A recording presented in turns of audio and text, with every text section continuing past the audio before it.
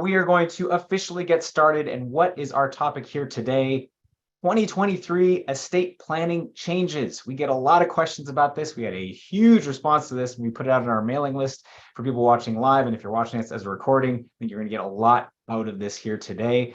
Reminder for those who haven't, please subscribe to our Gilfix Law YouTube channel. You can get this and a lot more, all for free, all available. So what's changed? And before we get started, I want you to just take a moment to think about why you're joining us here today. Time is valuable. Attention is valuable. Are you concerned about your family's finances? Are you confused about 2023 laws? Maybe you have a plan and you don't know what to do now going forward. Do you just feel overwhelmed? I think that's a pretty common thing these days. Well, we're here to help. We want to help you control what you can control. There's so much in the world that we cannot control. Pandemics, wars, economic booms and busts, everything under the sun. On my way to work today, there were 3 accidents that slowed me down. I can't affect that, but I can control my estate plan. I can control planning for my family. We're going to go over what you need to know about estate planning in 2023. Let me go over the specific subjects we're going to cover. It's kind of an interesting order I put these in. So we're going to go over some new ABLE Act rules. So if you have a child or a loved one with a disability, this is a really important area of law. It's really powerful accounts. You can set up, there's some new rules around ABLE Act accounts. Anybody who is worried about long-term care, if you have yourself, your parent, your grandparent, you need to be aware of Medi-Cal rules and long-term care help that's available from the government. There's some new rules coming into place for Medi-Cal eligibility. This affects many, many people. We're going to talk about updated estate and gift tax rules. We're going to talk about some new retirement account rules, some changes to the Secure Act, property tax issues. If you own property in California, we hammer this a lot. You need to be aware of what has changed and what hasn't changed. Crucial planning deadlines on the horizon.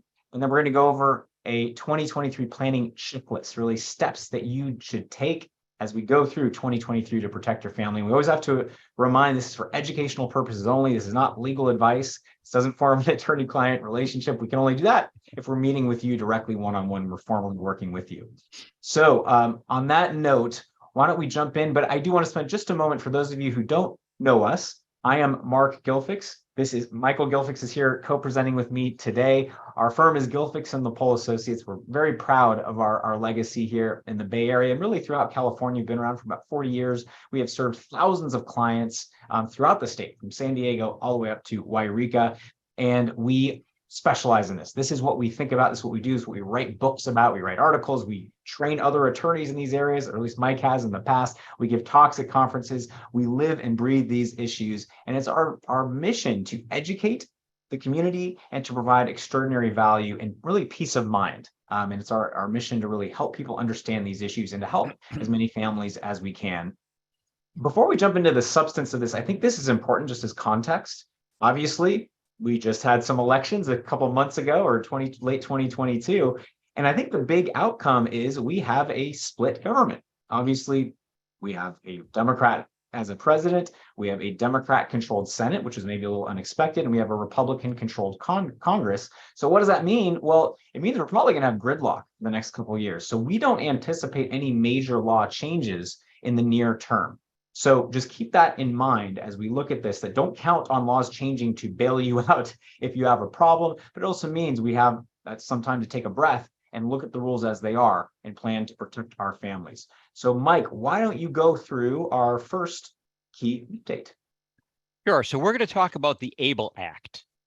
This is federal legislation that has been implemented in California. We call it CalABLE. It's a website, calable.org.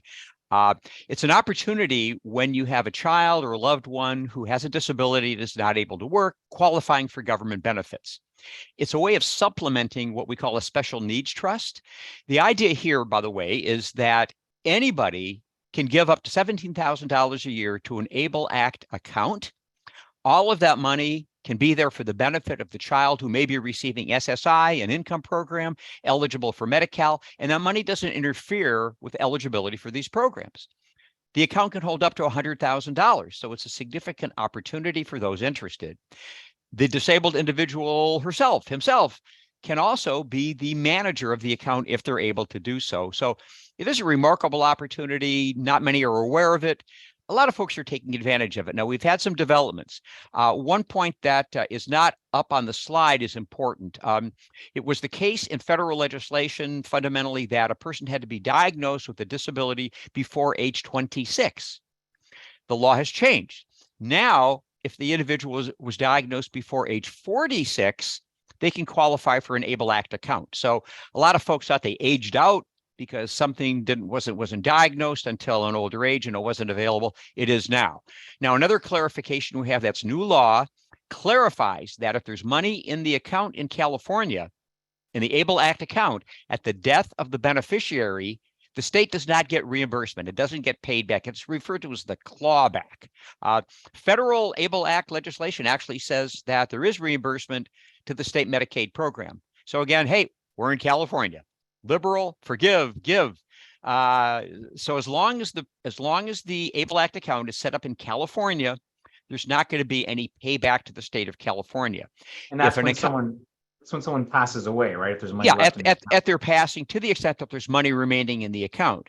If an account is established in another state, which you can do, there will be clawback or payback. So bottom line is not that complicated, that if you establish such an account, be sure you're aware of the rules. They're laid out in our book on special needs planning, by the way, and just make sure you do it in California.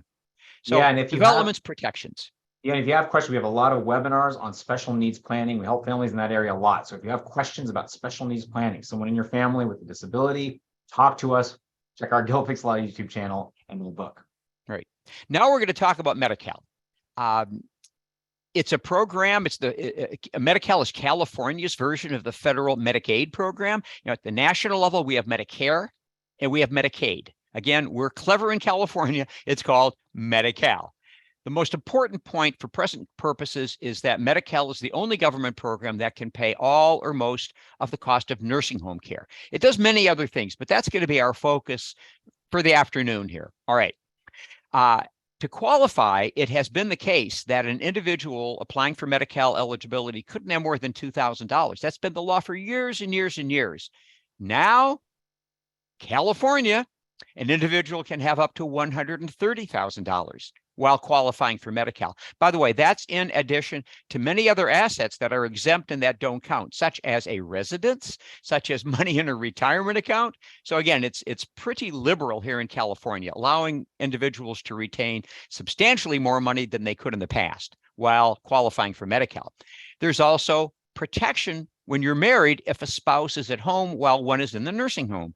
For the spouse living at home, that person can have a minimum of about $148,000. It's called the Community Spouse Resource Allowance for those who are really into it here. Okay, now that's a minimum figure. Keep in mind, that's in addition to the $130,000 that the spouse in the nursing home can also retain.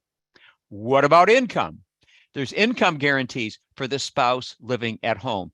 If combined income exceeds about $3,700 a month, the spouse living at home is guaranteed this minimum amount of income of about $3,700 a month. In some circumstances, the spouse at home can keep much more of the monthly income. That's getting into more details than we want to deal with here today. Yeah, I think just to point out, it's getting more favorable. You can protect more assets than you could in the past, but you can't protect everything. And we'll explore that in a couple of slides because, nothing is simple. Everything has its implications. So, we can't just say, hey, this is wonderful, end of discussion. Everything has its upside and its downside. Eligibility planning, we just emphasize and reemphasize that it's complicated. We have a book on this, Facing the Reality of Long-Term Care, where we explore not just Medi-Cal and Medi-Cal strategies, so forth. We integrate planning and thinking about myriad tax issues, if asset transfers are or are not to take place, or if irrevocable trusts are to be set up, what are the property and capital gains and estate tax implications of all of that? So again, you can't isolate out Medi-Cal planning and take certain steps without being aware of the many tax issues that arise. And that is why, by the way, our clients are blessed because we have an extraordinary tax attorney on our in our family of attorneys here, Francis Lepole. He is a tax attorney, and what he brings to this area of planning is priceless. It's just incredible. So we have indeed helped hundreds of families protect assets, qualify for Medi-Cal. In a way, it's going to get a little bit easier, but still complicated. So let's look at the next slide just to give us some more perspective on all of this. Now, okay, so now $130,000 is the amount that a person can have. Now, what's next in California? Well, in 2024, even that limitation is going to be eliminated. A person could have a couple of $1 million in the bank and qualify for Medi-Cal. Everybody, y'all You could have billions in the bank, billions. Right? Now, whether you would want to do it is another question, but the point is, Right. California is just making this a general government program available to everybody. That is the goal of, many liberals, the apolitical statement, who believe there should be a single payer program. Many disagree with that, but hey, that's what's coming here in California. So let's think for just a moment about the impact. By the way, this is one of the reasons that I think we do an extraordinary job. I'll just tell you, we don't just say, hey, here's a great development, go for it. Our job is to worry about the implications for you so that when we advise you and talk with you about this, we don't just have a partial view of what will happen in the future. Again, everything has its implications. For example, if everybody gets Medi-Cal, given the fact that Medi-Cal reimbursement rates, the amount Medi-Cal pays to a nursing home to care for an individual, that amount is significantly less than the private pay rate. Most Medi-Cal certified facilities have a mix of people who are on Medi-Cal and some who are on private pay. They make more money on the private pay patients. If everybody or 98% are on Medi-Cal, their income per month is going to drop. Many of these facilities will be tempted to stop accepting Medi-Cal and exclusively go private pay. Nursing homes are not required to participate in the Medi-Cal program. So that's an implication we're very worried about. Quality of care. If reimbursement rates are low, even now, even in great facilities, there's not enough staff members. So how do you integrate quality of care planning? And what does that even mean? We have a whole litany of responses to that question. Many are in our book where we think very hard about how to ensure quality of care in a facility or at home, not just how do you get Medi-Cal and save money. It's not about saving money. It's about quality of care, quality of life, being sure that your values are respected. This does mean we believe that long-term care insurance, which is not the topic today, but logically, we believe this heightens the attractiveness of long-term care insurance.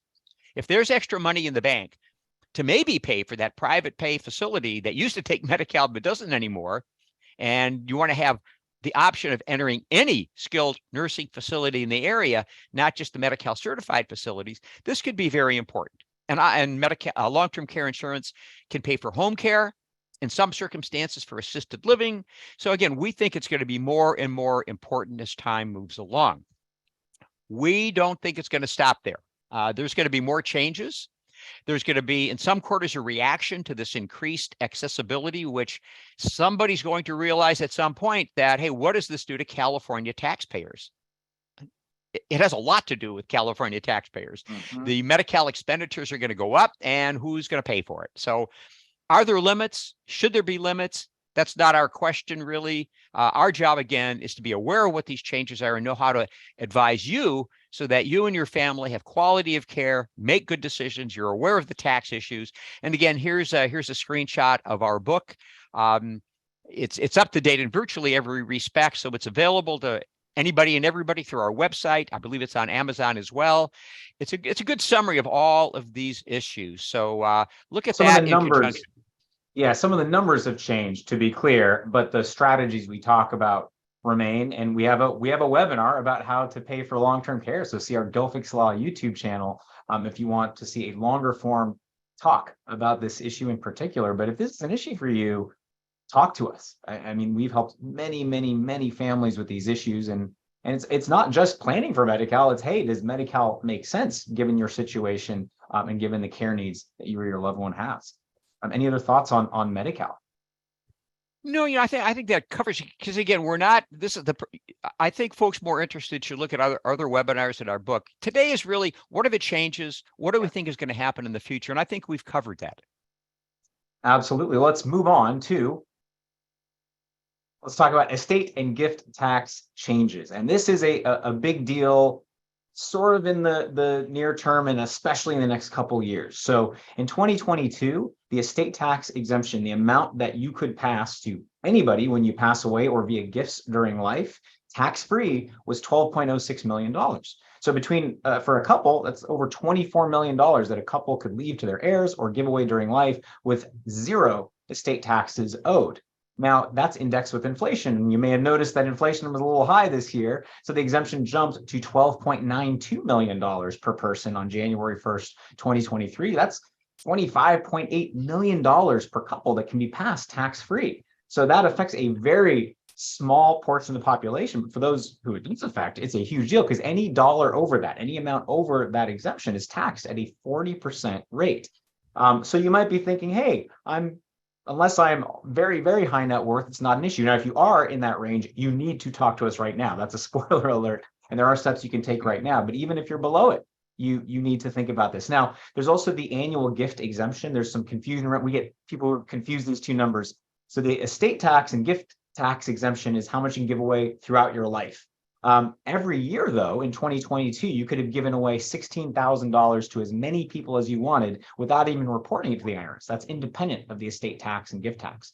That went up to $17,000 per person in 2023. So you can actually give away a lot every year without even reporting it to the IRS. Because for a couple, well, if mom and dad want to give money to a child or a grandchild, each of them can give $17,000 to that grandchild or child without reporting to the IRS. So that's a benefit, but a cliff approaches. In 2026, barring a major change in law before then, the exemption will drop by 50%. On January 1st, 2026, the exemption will drop massively. And it could drop even more depending on how laws change. So what can we do before then? Well, I think we want to set the stage, and we've given separate webinars about this, surprise, surprise, and we've written about this.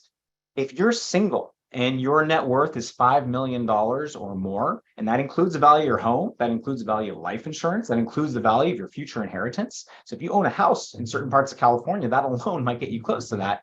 Or if you are a couple and your net worth is approaching 10 million, a big number, but we have clients who have accrued real estate over time. If you're at those numbers, you might think, well, I'm way below that $25 million limit.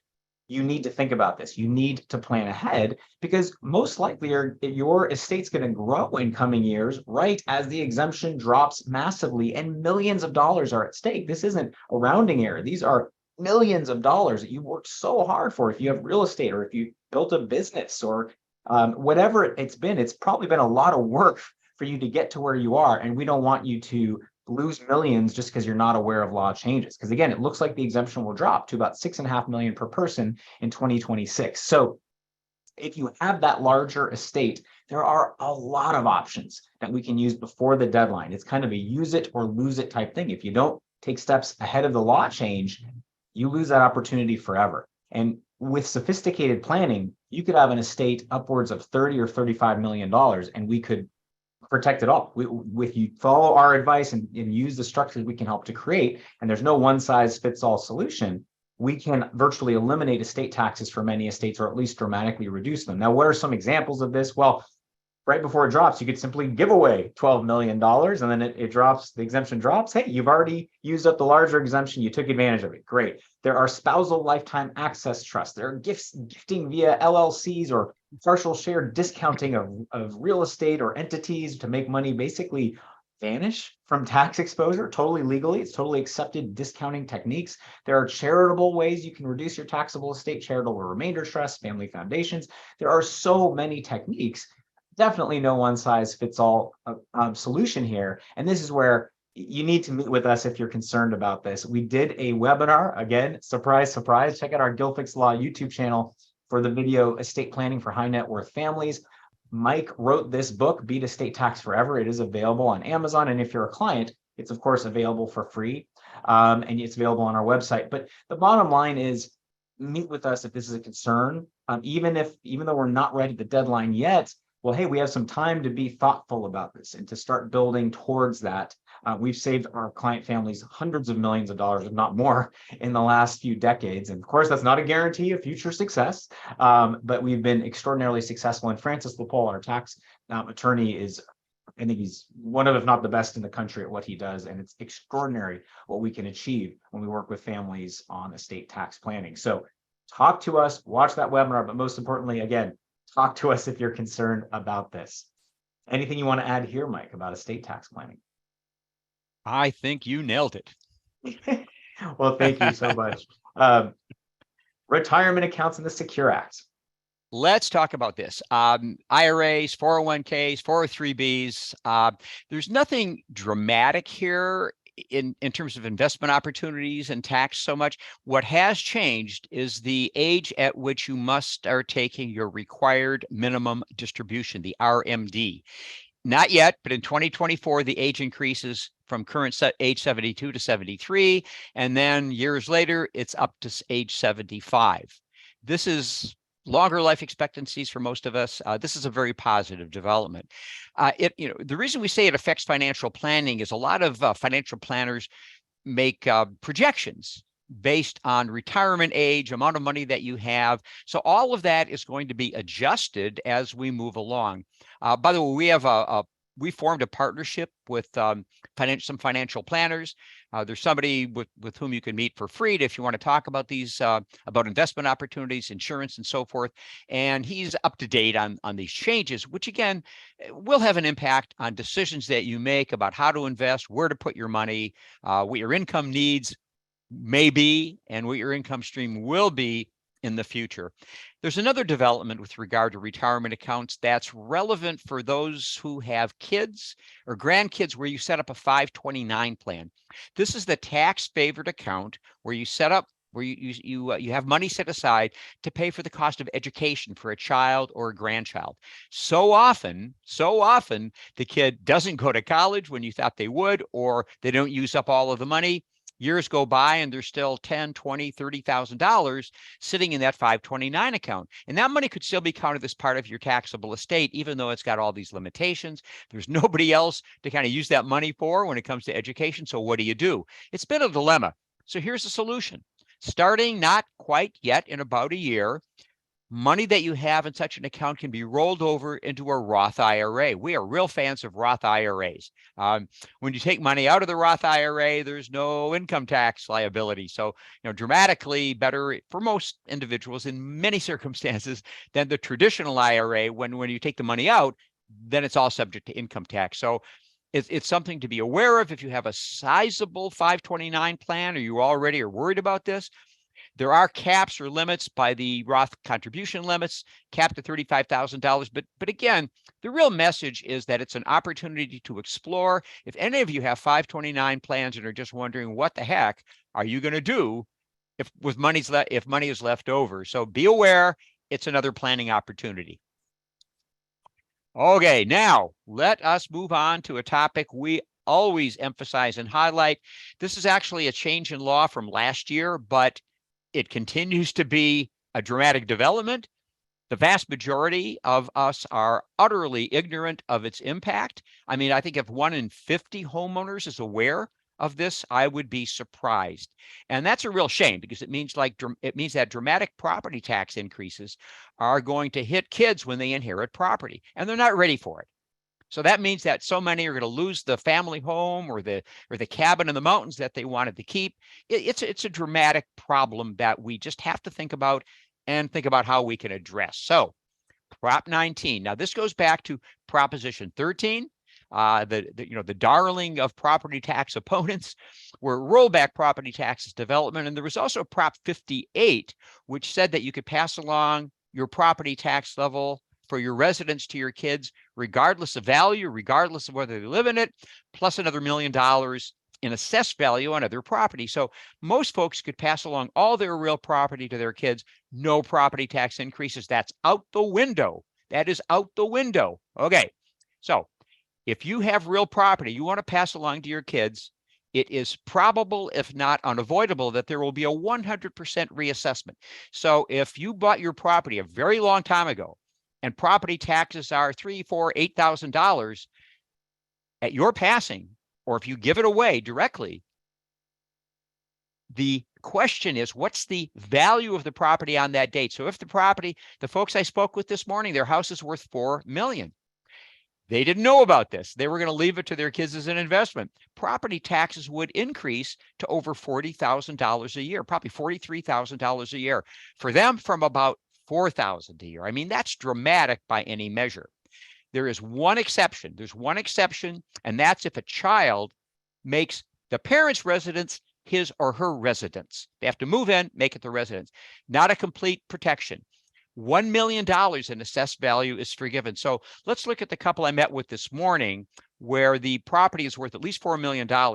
If they pass it along to their kids and one of their kids moves in and makes it their residence, if the value is $4 million, with $1 million forgiven, the assessed value is going to be $3 million.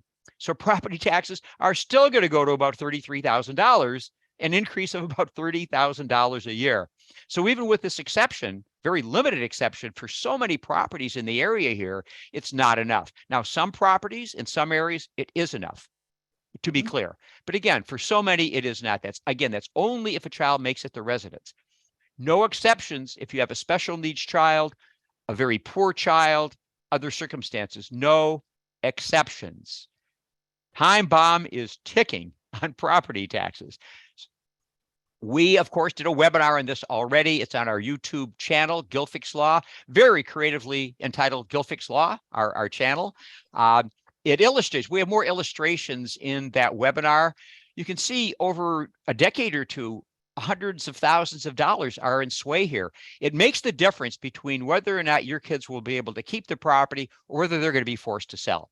So we do have solutions. They're not simple because it's complicated, but we do have solutions. We are implementing plans to save the property because we're avoiding the property tax increases in the hundreds of thousands of dollars. So we're, of course, available to meet with you on this. Even if you're not sure you care, you need to understand the issue and be aware of the options. Our job is to give you options, information and options so that you can make an informed decision about what to do going forward.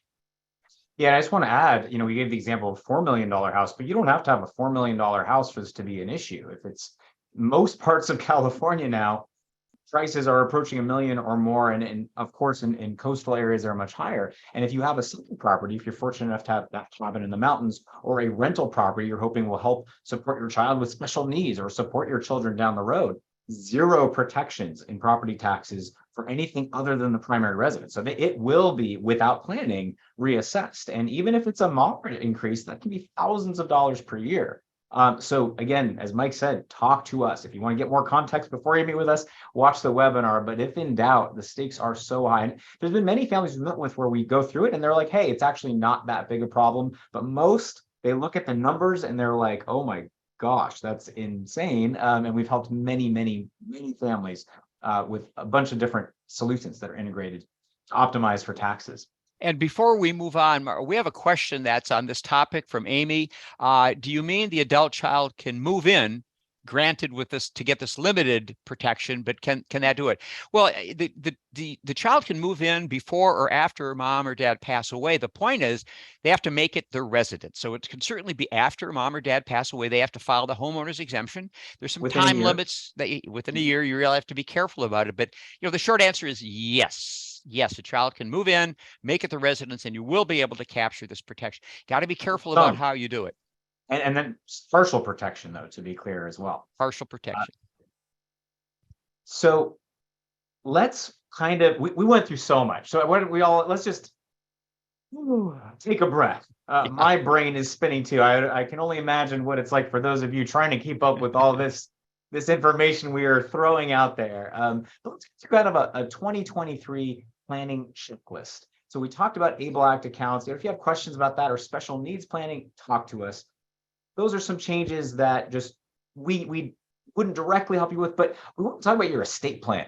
because we want to make sure that your trust, your power of attorney, your advanced directive that and other planning tools are all integrated to deal with these issues and to deal with your dreams and goals and to make sure your hard-earned legacy is preserved. So my first question to everybody watching this is, do you have a comprehensive estate plan in place?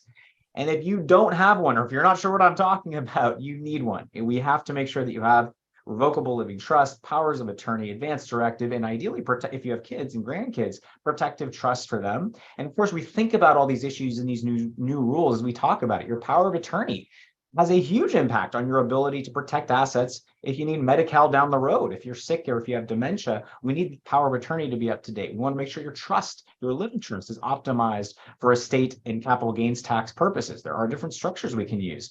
And if you have an estate plan, is it up to date? Do you have the right structure given the new laws that are coming into play? Do you have the right successor trustees? We didn't talk about it here, but we talk a lot about family protection trusts. If you worked with us, you know about these. If you read our book, chapter 9, you know about these, the Beat Estate Tax Forever book. But there are, whether or not you're high net worth, and we work with families of all backgrounds. We give examples of high net worth. We work with people, retired firefighters, people of all backgrounds, CEOs, whatever. We can help you no matter what your economic background is. Protective trust can be valuable no matter what your net worth is. So family protection trust, do you have those in to protect your kids from divorce and lawsuits and future estate taxes? Do you have a child or a loved one with a disability? Do you have a special needs trust in place? If you have that larger estate, have you started to plan for this massive drop, this likely drop in the exemption in 2026? Have you used your annual $17,000 exemption to help out family members in whatever way you want if you have that larger estate? And as Mike talked about, if you own California real estate, a home, and especially if you have any rental properties or a cabin or something like that, do you want to pass it to your children? Do you want them to be able to hold on to this? If so, we need to take some steps to protect against the impact of Prop 19, or we lose that opportunity forever. Once property taxes go up, they're not coming down. And Mark, I'm sorry to interrupt, but it isn't just you should think about your property. If you have parents, yes, this is almost more important in a way. If you have parents, obviously older, if you have parents who own property that you might inherit, this is about you. Yep. That's where the impact is. So don't just, look at the assets you own, look at the assets your parents own and how they may be passing it along to you. Is it going to be received in a dynasty trust or not? And are they avoiding this? Yeah, we've had many adult children bring their parents in and even pay for the planning. Right before the end of the year, had a wonderful client. He paid us for the planning to protect his dad's property because it's going to him. It's going to save him $15,000 a year to take steps to plan for it. Have you reviewed your financial plan to make sure that the new rules are in place? Is it integrated with your estate plan? And we, of course, can help with all of this. We have a great network of other professionals with whom we work, but most importantly, we can help you. Just set that time to meet with us, and we can really efficiently get to the core of what you need to think about and how you can protect your hard-earned assets. So as we look to the future, I want to make sure I like to talk about what we call the 3Ds, the danger of delay and denial. We talked about a lot of rule changes, and we often hear from people who learned about these years ago and they never got around to planning, or it took them years to get to this. Or they think that, hey, I don't need to worry about a protective trust for my kid. My kid won't ever get divorced, or I'll get to this later. Or the classic, like, if I die, I can't. It's funny how many clients in meetings are like, well, if I die, then, I hate to say it, we're all going to go one day. I mean, unless you have a secret out there, somebody, if one of our clients knows the secret to immortality, let us know, although that's a fraught issue as well. Or I already have a plan. I don't need any more. It could be, the impact can be huge in making sure your plan is updated. Or I don't want to deal with the lawyer. I don't like lawyers. I'll do it online, or I have my own stuff. If you don't want to deal with lawyers now, your family is going to be dealing with lawyers later. You can invest a little bit now, or your family is going to be paying a lot later. You're going to be paying a lot later. So we want to just provide extraordinary value. So if any of these issues gave you concern, or you have questions about it and want to explore it, we of course can help you. And of course, stay tuned for more webinars. If you're watching this on YouTube, or if you're going to share this, like, comment, share it if it's helpful, subscribe to our Gilfix Law YouTube channel. But don't miss this opportunity to protect your assets. And I hate the term estate planning. I think this is more about empowerment planning. That's what this is all about. It's maintaining control, empowering people you love, and making sure your hard-earned assets are protected. This is about protecting your dreams and your legacy. It's not boring legal documents. They're just the tools to protect everything you work for and to empower people you trust to help you when the time comes. So we don't want you to waste away. You work so hard throughout your whole life. You make all these tough decisions to save money, to invest. One or two bad planning mistakes can cost you everything. All the upside that you work so hard for can vanish. So if you're an existing client, this brings up questions, set a meeting with us. You can find us easily at gilfix.com. On gilfix.com/my needs. You can check some boxes. Either way, easy to find us. You can call us at 650-493-8070. I think we have a different number on our website too. That also works. We are easy to find. Just gilfix.com. And we can review, if you haven't worked with us before, we can review your existing plan. We can help you set up a plan. We would love to get the chance to get to know you and build our community, our wonderful, incredible client community. For those who worked with us in the past, thank you so much for the chance to serve you. And we're here as these issues come up. So take action. I hope this was super useful. We're going to get to some questions in a second, but if this brought up issues that you're concerned about, give us a call. But but regardless, I hope you got a lot of value out of this, and share it with people who can benefit from this. There's a lot of ignorance out there. As I said, it is our mission to educate and empower you so you know what you can do. So on that note, thank you so much. We're going to get to just some questions right now. So Mike, why don't you go through just a couple of the great questions that we got from our huge and wonderful audience? Sure. One is from Catherine, and it asks if property has been in the family through 2 deaths and reassessments from when it was first purchased in 1958. Can you imagine what it was paid, what the price was paid for?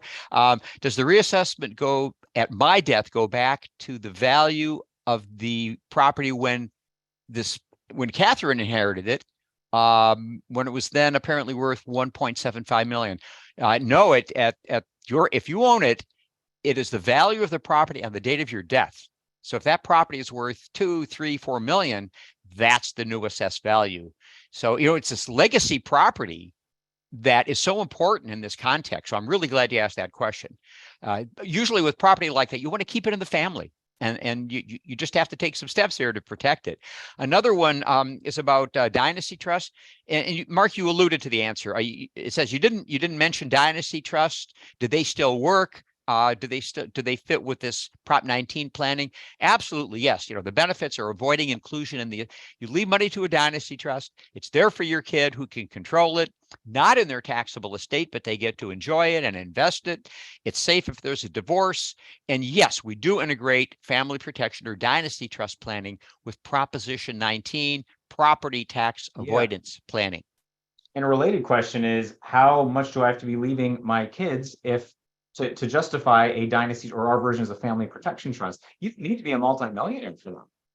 I mean, what amount of money would you like to protect or to provide some protections from divorce and lawsuits for your kids? Regardless, a lot of our clients, maybe their estate isn't close to approaching estate tax exposure, but if you're leaving your kids in the 6 figures, why not add some protections to give them some extra barriers against the problems of divorce, and to provide some protection against lawsuits. I mean, people get sued all the time. People get divorced all the time.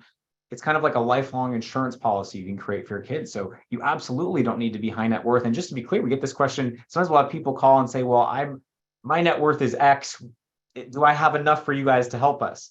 Yes, the answer is yes. You don't need to be high net worth for us to help you, but we're very proud of the fact we can provide value to families of all backgrounds, individuals, whether you have kids or not. We have a separate webinar on estate planning for people without kids that we led as well on the Gilfix Law YouTube channel. So again, if you found this useful, please share it, spread the word, let people know that we're putting out more and more free educational content on our channel. Any other questions you want to get to or thoughts, Mike, before we wrap things up? No, I just hope everybody sort of gets the idea that opportunities abound, but you have to take advantage of them.